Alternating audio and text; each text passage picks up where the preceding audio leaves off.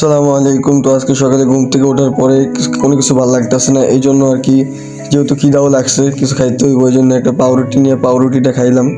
পাউরুটিটা খাওয়ার পরে মায় বলতেছে তাড়াতাড়ি চুল কাইটা, নয়তো তোর ঘরে জায়গা নেই, ঘর থেকে বাইর করে দিব। এই জন্য তাড়াতাড়ি রেডি হয়ে বাইর হয়ে পড়লাম চুল কাটার জন্য।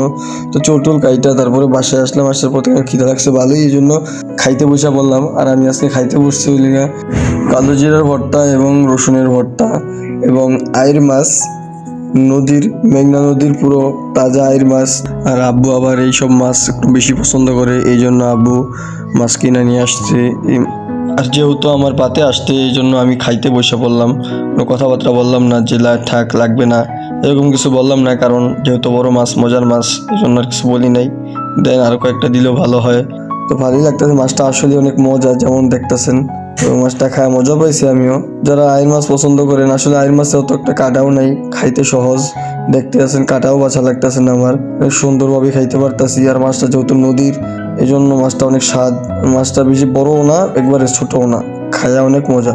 যারা খায় তারা তো জানেনই। আমার বাড়ি শরীয়তপুর, আর শরীয়তপুর পদ্মা মেঘনা দুই নদীর মাঝামাঝি, এই জন্য এইসব মাছ আমরা খুব সহজেই খেতে পারি।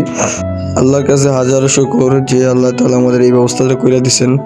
আমি আমার বাসায় আসলে সবসময় বাহিরে গোসল করার চেষ্টা করি, কারণ বাহিরে গোসল করলে একটু কলমল চাপানো লাগে, ভাল লাগে, এবং একটু ব্যায়াম ট্যায়াম হয়, আবার শরীরটা একটু নাড়াচাড়া হয়। যেহেতু ঢাকায় থাকি, একবার ব্রয়লার মুরগি হয়ে যেতেছে, এই জন্য কল চাপায় গোসল করি গ্রামে আসলে। যেহেতু চুলমুল কাইটা আইসি, এখন একটু ভালো করে গোসল করলাম। গোসল করে এখন বাইর হয়ে পড়বো নামাজ পড়াতে যাওয়ার জন্য। আর আমার বাসা থেকে মসজিদ একটু দূরে, এই জন্য আমি আগে মসজিদ থেকে বাইরে হয়ে পড়ছি নামাজ পড়তে যাবো। তো এই জন্য আগে বাইরে হয়ে হাঁটতাছি নামাজ পড়তে যাওয়ার জন্য। তো সবাই আমার জন্য দোয়া করবেন যেন আল্লাহ তাআলা সকলকেই সুস্থ রাখেন। আসসালামু আলাইকুম রহমতুল্লাহ।